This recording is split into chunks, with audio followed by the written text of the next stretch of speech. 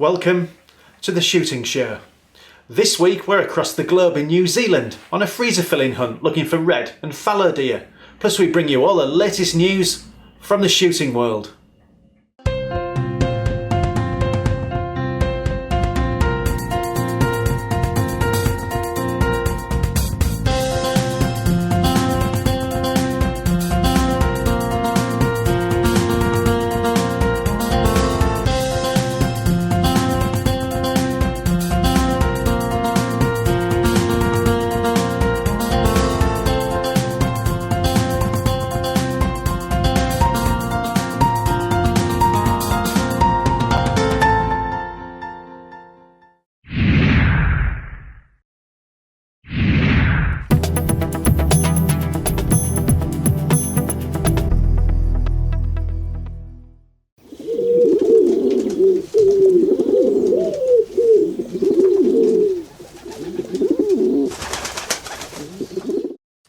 Back on another property I do a bit of guiding on.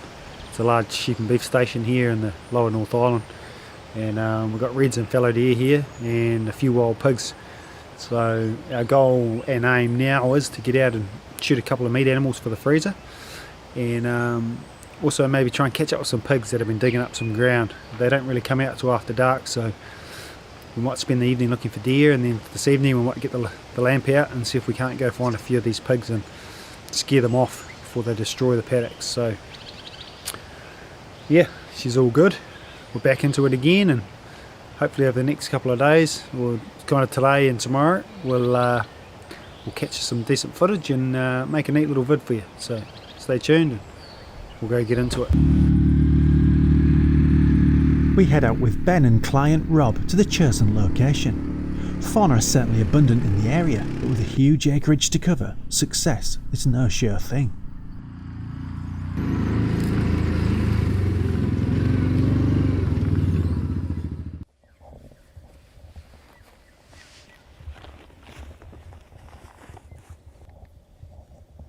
We're off to a good start. Ben's knowledge of his ground means he can get us into a fallow very quickly.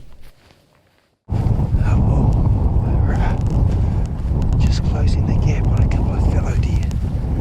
We parked the bike up a little bit earlier and we've walked maybe 500 yards. We've come around from down over that way and we're just heading towards a nice patch of scrub over here.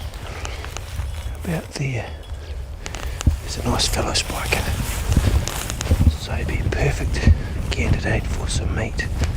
So fingers crossed he stays there and hopefully gets out for the shot shortly.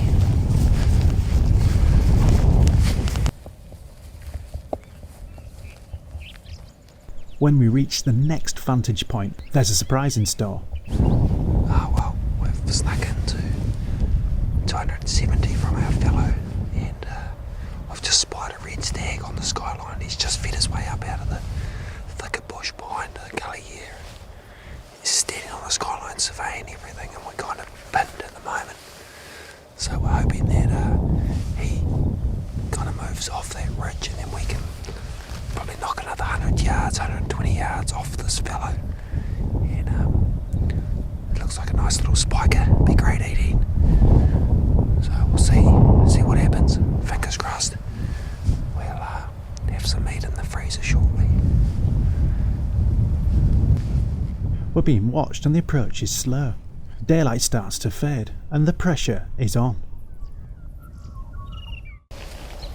Oh well, we've closed the gap about 150 yards.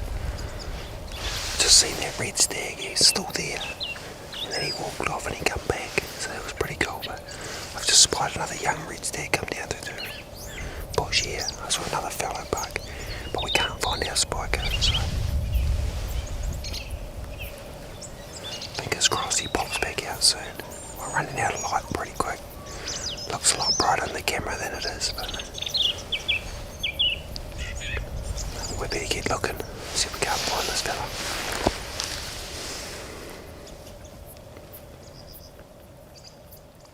Our fellow spiker stalk didn't quite work out.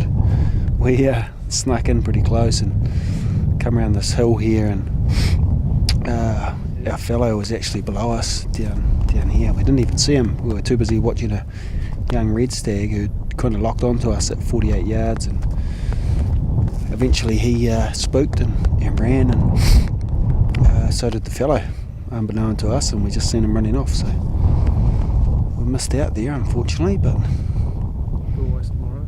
it's always tomorrow, as Robert said, and the weather's pretty good, so there'll definitely be deer out tonight, so we might catch up with some tomorrow. But yeah, bit of fun all the same, and still an empty freezer though. We need to find a nice eating venison.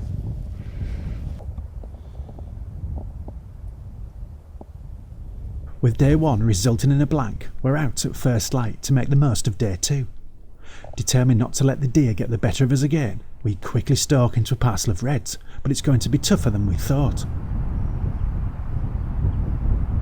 Oh well, I just got into position on 3 reds and 1 fallow, but they've fed away from us and they're trying to get back into the bush, so we're going to have to cut them off.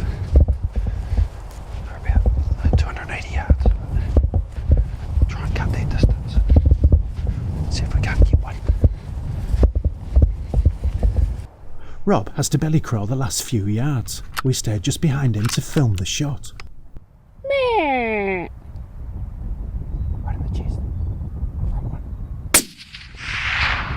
Reload. Rob quickly chambers for another shot, but a few seconds waiting confirms that won't be necessary as the beast drops after a brief death dash.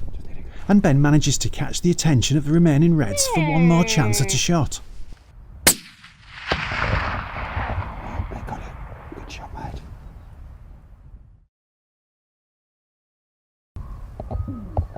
Oh well, we've snuck our way down into where we were planning to go this morning, and there wasn't a hell of a lot of deer out, to be honest, but we found 4 and 1 fallow and 3 reds, so we snuck down on top of the fallow and we got really close to him, and we ended up spooking them, and they come flying back up the hill, heading back into the bush, and Rob's managed some great shooting on these 2 reds, dropped one up against the fence just before she was about to jump, and the young one and the fawn come barreling back down the hill, and he's got plenty of meat now, and saving a bit of grass for the farmer, and yeah, bloody good. She's been an eventful few days, and now we've got some venison for the freezer, so we better go sort them out and go grab the bike and head back and pick them up.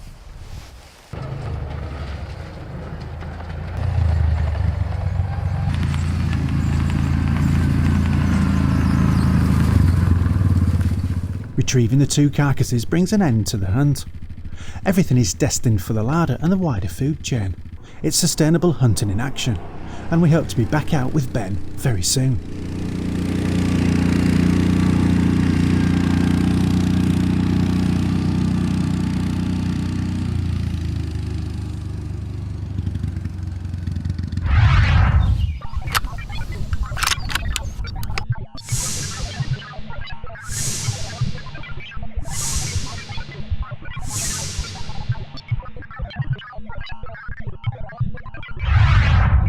Ben and Rob doing things Kiwi style there. And now, it's the Shooting Show News.